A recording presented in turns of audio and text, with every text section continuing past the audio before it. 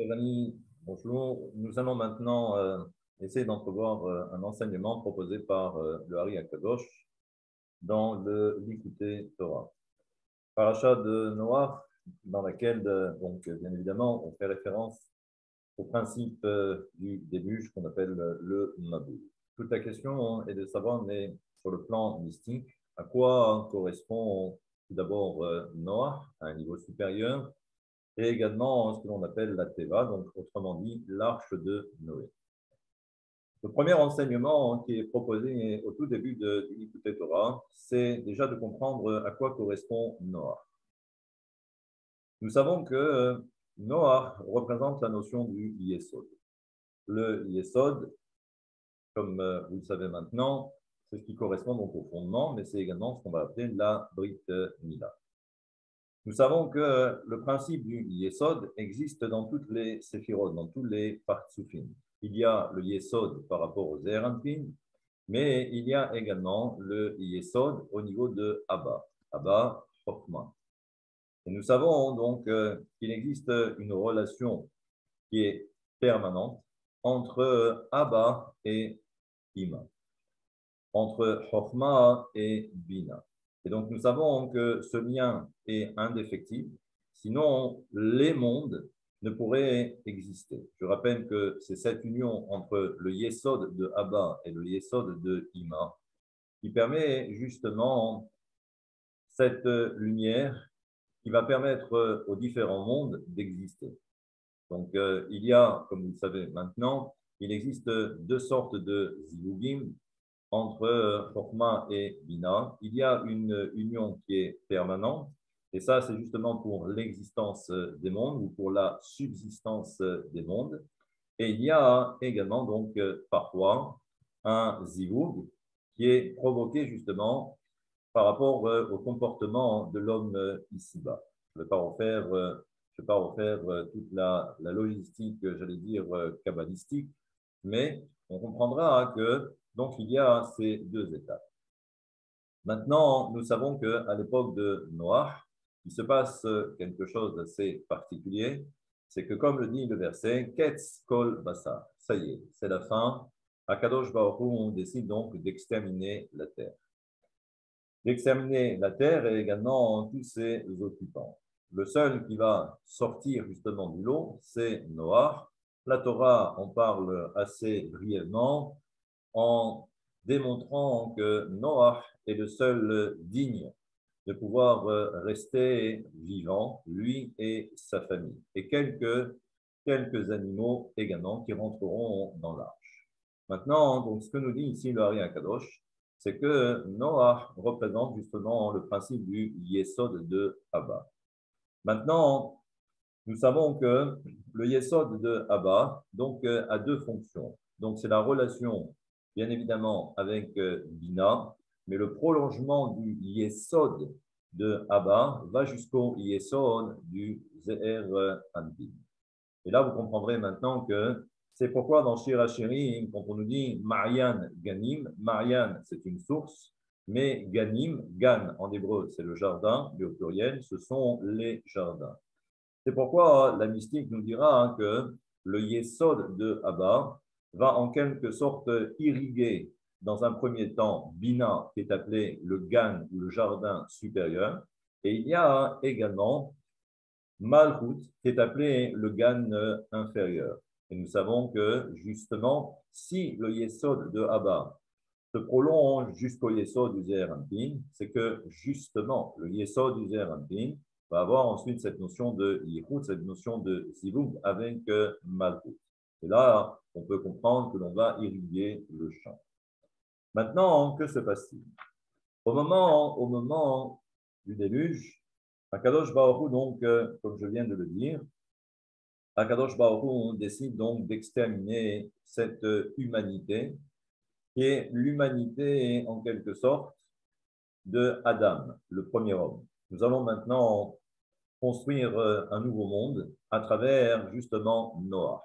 C'est pourquoi nous sommes appelés, nous, les Béné Noah, dans un premier temps, avant que la Torah ne soit donnée. On ne parle pas des Béné Adam, parce que les enfants de Adam n'existent plus. ils ont été exterminés. Donc, nous sommes maintenant les Béné Noach. Eh bien, ce que la mystique nous enseigne, c'est que lorsque les forces du mal ont tendance à progresser et de façon vertigineuse, alors à ce moment-là, la seule façon pour Malchut et également le Zer Anpin, je ne parle pas de Bina ou de Chokma, parce que les forces du mal ne peuvent pas avoir une emprise au niveau de Bina et de Chokma. Le seul endroit, c'est Malchut et Zer Anpin. Et lorsque Malchut et Zer Anpin sont maintenant en danger parce que les forces du mal eh bien, progressent, le problème, c'est que justement, il faut maintenant préserver Zer Anpin et Malchut. Eh bien, comme la mystique nous enseigne, à ce moment-là, nous savons que le Zer Anpin et la Malchut sont re-rentrés à l'intérieur de la matrice de Bina.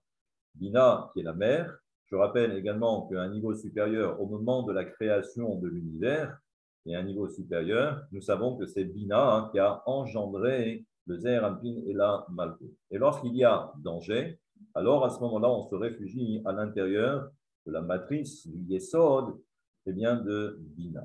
C'est pourquoi la mystique nous enseignera que ici, Bina, comme cela est appelé dans le Zohar, et bien justement, Bina, c'est ce que l'on va appeler l'arche de Noé. Je reprends maintenant l'enseignement. Noach, c'est celui qui correspond justement au Yesod de Chokma. Maintenant, nous savons que le Yesod de Bina, c'est justement cette arche. Ce que la Torah nous dit, c'est que Noach va rentrer maintenant à l'intérieur de l'arche et c'est pourquoi la Torah va préciser au tout début du passage où il est dit Tzohar ta'aseh la teva. Tzohar, il y a deux explications possibles. Soit on parle d'une pierre précieuse qui était là pour éclairer eh bien, tout cet édifice, l'arche, ou également ce que l'on va plutôt considérer comme étant une petite lucarne. Et c'est cette petite lucarne d'une coudée, qu'on appelle d'ailleurs une hama d'une coudée, et c'était elle qui devait éclairer toute l'arche.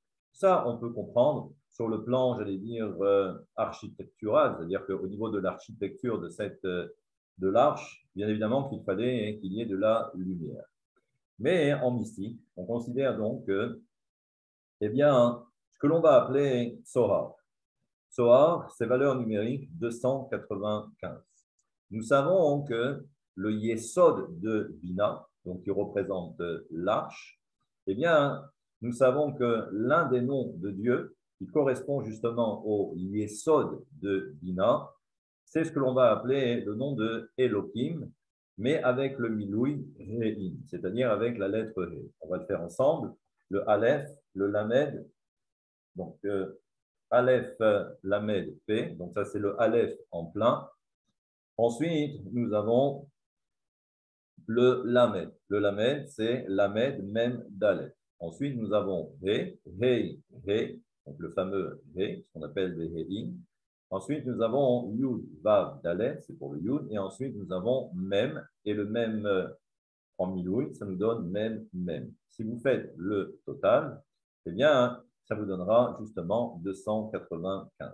On comprend maintenant donc que lorsque la Torah nous dit Sohar ta'aseh la teva, nous savons que justement, on fait référence ici à cette dimension que l'on appelle le Yesod de Bina, à travers le mot Sohar, et nous savons que cette fameuse lucarne, c'est lorsque le Yesod de Chokma rentre à l'intérieur du Yesod de Bina, c'est là où justement il va y avoir cet éclairage, d'où la Torah nous dit il faut qu'il y ait cette lucarne qui va éclairer. Eh bien, nous savons également que le mot Ama, Ama qui veut dire une coudée, valeur numérique c'est 46, Aleph 1, même 45, et pardon, 5, ça nous donne 46. Et nous savons également que le Yesod de Chokhmah correspond justement au Miloui du Yud Ke Vav Ke, Bemiloui Yudin. Nous savons que Ina c'est Elohim, ou des fois Ekie, mais ça dépend dans quelles circonstances. Et nous savons que Chokhmah correspond justement au nom de Hakadosh Baruch Hu, le Yud Kevavke, en plein avec la lettre Yud. Valeur numérique, c'est 72. Mais nous savons que le Yesod de Chokhmah, correspond simplement qu'au milouï, c'est-à-dire que vous enlevez les lettres principales, donc le tétragramme, c'est-à-dire le yud ke vav ke, et vous ne regardez que ce que l'on ne voit pas, mais que l'on prononce, c'est-à-dire le milouï. Et là, à partir de là, donc si vous enlevez 26 de 72, ça nous donne 46. Et là, c'est ce que l'on va appeler Amma. Donc on comprend maintenant ici qu'il se passe quelque chose, il y a une interaction, nous avons Noach qui rentre à l'intérieur justement de la Teva. Voilà l'explication, la première explication qui est proposée ici par le Ari Akadosh. Il faut savoir aussi que Noach donc, a 3 enfants. Et là, on peut essayer par recoupement de faire remarquer que nous avons dans un premier temps le fameux Adam, Adam Arishon, qui lui également a eu 3 enfants. Et nous avons maintenant Noach, qui lui également a 3 enfants, en fait, 3 garçons et 3 garçons. Et ce qui est assez surprenant aussi, c'est que Adam Arishon, sur ses 3 enfants, il n'y en a qu'un seul qui est sorti du lot, c'est Shet. Et par rapport à Noach, eh bien, par rapport à ces 3 enfants, il y en a un seul qui va donner naissance par la suite au peuple d'Israël, le peuple sémite, c'est Shem. Là aussi, c'est incroyable, mais maintenant nous savons que dans la mystique, il n'y a rien d'incroyable parce que on comprend que à un niveau supérieur, on doit retrouver à peu près la même chose, mais tout en sachant qu'il va y avoir forcément une petite différence. Ça, c'est ce que l'on verra très prochainement. Et la prochaine fois aussi, nous verrons à quoi correspond cette tour, la tour de Babel. Là aussi, c'est assez surprenant. Mais ça, c'est un enseignement que nous verrons grâce au Likutei Torah et peut-être également avec l'éclairage du Admour Azaken dans le Torah Or. Car lui-même, d'ailleurs, reprend au tout début le Likutei sur la tour de Babel. À très bientôt.